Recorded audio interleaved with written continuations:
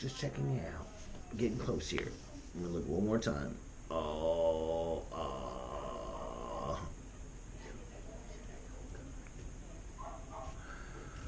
right, there we go. You didn't bring me any stool, did you? No. Didn't? Okay. It was loose and it had a little mucus in it. All right.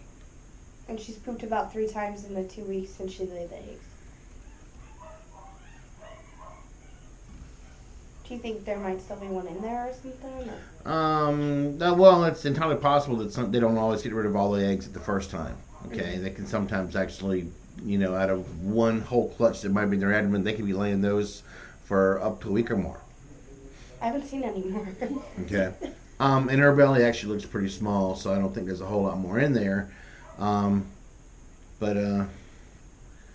right, I need to get some fecal sample from this girl. Oh. Uh-huh. Oh, she saw that. She's looking right at your... She's... See the camera? You see it? I told her I've been soaking her 20 minutes in the bathtub every other day. Because she's so secretive. I don't know if she's moving her food or eating it. She's gonna get mad now. There's a little bit of staining going on back here. A what? Staining. What does that mean? Just means that possibly some diarrhea. Okay.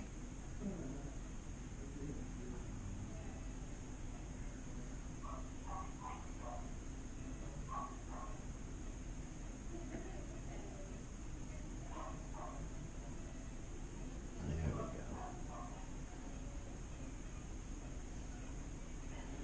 So, Doc, I know the problem is there's a Q-tip in my butt.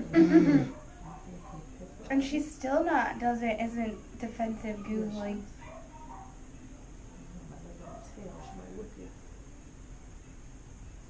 She hit me with that once and it sliced my leg. She wasn't just trying to walk away. She wasn't being mean or anything.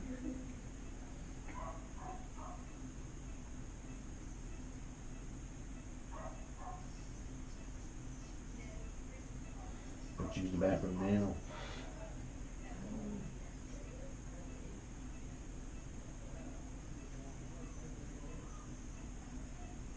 Is there anything in there? Not much. All right, well, it might be enough for me to work with. Okay. Oop. Knocking stuff over. You, stay. We're watching you. All right, give me a few minutes. Okay. She might attack that camera.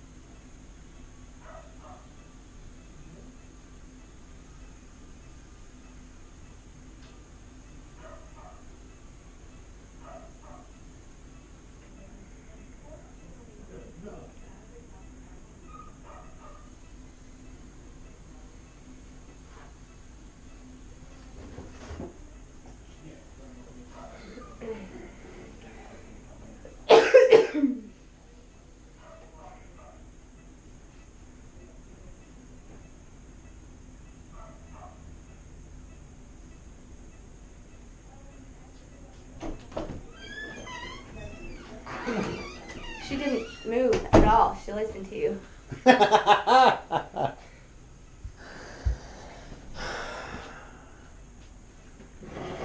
What's the verdict?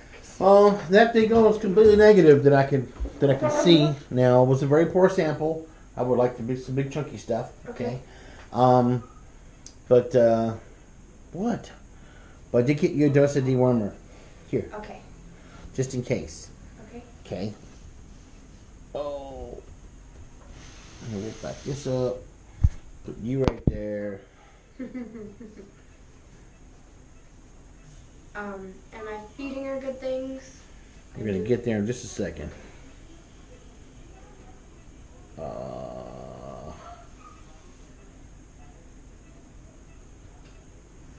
The inside of her mouth looks good though. Yeah. She's gonna hold on to that forever. Sorry with me. Okay. What are you feeding? I'm feeding her like varying it, mainly like romaine, spinach, kale, mixed in green onions, strawberries and mangoes to try to get her, see if she likes something sweet, but she doesn't really eat that. I put in zucchini squash and yellow squash. Okay. All right. No, you're not feeding her very well. No. Here's the. Okay. You need to think like a zoologist.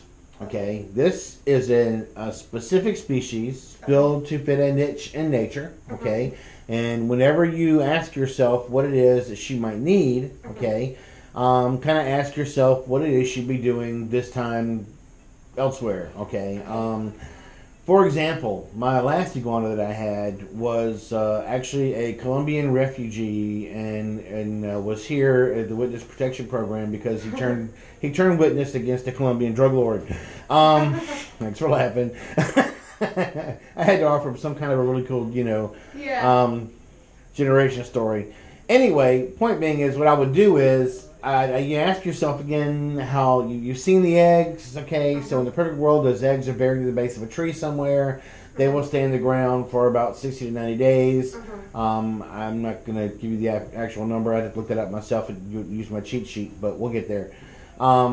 Anyway, point being is once they've actually hatched, those babies are making their way to the top of the whatever tree Mom laid them near. Okay, that's supposed to be a hint from Mom that they're going to do that. Now, when this tree is there, let's just say, for example, we're lucky enough to have or be laid at the base of a tree and then hatched at the base of that same tree, and it was a fruit tree. My favorite fruit would be mango. Okay, so you're doing pretty well with the mango part. And let's just say, for example, when they climb to the top of that tree, what is the mainstay of their diet? That mango and leaves? The leaves? More like leaves and then mango. How often is a mango tree fruit? Not very often. Okay, so sometimes there are some places where it can actually fruit about twice a year, but for the most part, you're right. Once a year is about right. So in other words, 90+% of their diet needs to be a good hearty leafy green. Okay. When you look at this creature here, I want you to basically see a small scaly cow or a small scaly horse. Okay. It turns out that these guys eat greens, okay, but it's not the greens they're actually not digesting the greens, it's the bacteria in them. They're having their way with the greens. Okay, turns out cellulose is in plant material. Takes special bacteria to be able to utilize it. That's the same with cows, same with horses, goats, and sheep. So we're trying to feed that bacteria something that's going to be, it's going to make her a much healthier lizard. Okay, because when those bacteria start going through generations and generations, and they're living inside this intestine, what we're actually seeing is the protein source. If she doesn't eat meat, how does she make the skin, the eggs? How does she make all this stuff? Because it's the protein comes from the bacteria. Okay, that's how that works. Just holding the syringe. Well, thank you for that fun little bit of entertainment there. Okay, so let's go back to her. So in other words, 90+% of her diet is going to be greens. It's going to be a good strong leafy green. Romaine lettuce is not one of the worst choices. Okay, iceberg lettuce would be a worse choice, but the one thing we have in this area, hands down, year round, and is dirt cheap, is collard greens. So get collard greens. I recommend collard greens because one, collard greens have the perfect calcium phosphorus ratio 2 to 1, and they have enough calcium phosphorus in there for a growing lizard. Okay, so if 90% of her diet is chopped up collard greens, somebody's unhappy back there. Yeah. If 90% of her diet is chopped up collard greens, the other 10% of her diet can be things that you hand her. Okay, Like a treat, mango. there you go, slice of mango, a piece of banana. As long as those things are less than, and again, think tropical, you know. So go with like bananas, mangoes, because we have banana trees in our yard. Okay, very cool. So you can give her, a slice of banana, a little bit of apple. I used to take my treat time, which is what that other 10% of the diet was, and that would be my way of bonding with, with this cute little lizard here. And that's pretty much how I would use it. In other words, I'd when I first got that one lizard, I would just throw in the whole, tiny pieces of leaf. And every time it got so big that you just throw the whole leaf in there, and he would just make. Could she do the whole leaf if I put a whole leaf? Oh yeah. Collard greens? Okay. So cutting it up is not necessary. No, and the leaf will probably stay a little fresher, a little bit longer if it's not chopped up. Okay. Okay. What is going on here? Well, we're teaching her how to take drugs. Carry on. Okay. All right. When I first started becoming a veterinarian 20 years ago, iguanas were the number one reptile, and they were the one thing that I saw more frequently than anything else. These days, bearded dragons have taken their place hands down. Iguanas are a pretty specific creature. They require the right light, the right heat, and of course the right food. You're going to soon fix the right food part. Okay, Yes. When it comes to the right light, we need a UVB source. Okay, that's one of those fluorescent bulbs. I think I saw that in your tank Yeah, I pictures. have 2 long UVB bulbs, Okay, and perfect. then one for at the very top for basking on the top of her branch. Okay, So they're kind of spread out, and it's on a timer. They shut off at 7 o'clock at night, and they come on at 7 in the morning. okay, so 12-12 light dark cycle is not bad at all. Okay, so you pretty much have the light down, and when it comes to the right heat, as long as you've got some decent basking lamps in there, Okay. the UVA kind that you put a screw bulb in, okay, those should produce enough heat to. I missed her too. If I don't, on days I don't soak her in the tub, I Right. missed her with the spray bottle. every That is now and fine. That is fine. Okay. I used to check the weather on my Colombian drug lord lizard every day in South America, and there was 2 hurricanes blowing through one after the other. So I opened up the door with 2 spray bottles, and I basically just beat the lizard up for about an hour with the spray bottles. Cool. And that was her getting her dose of the storm that was going over her Okay. brethren. Yeah, I didn't know if that was bad or good. And No, I make mixing sure them the is fine. water's warm when I put her in the back, and I make it probably about that deep so she can swim, but still sits up and can be out of the water. Okay, that is fine. Okay. So we discussed the right light, the right heat, the right food. Right now it's just a matter of time. I would like you to bring me a fresher sample of feces at some Okay. point in time. I will be here Saturday, and again next Thursday, Okay. and next Saturday again. Oh, I'm on a big stretch here, and we'll check it in at that point in time. Okay. The good news is this stuff here will take care of most of the protozoal parasites.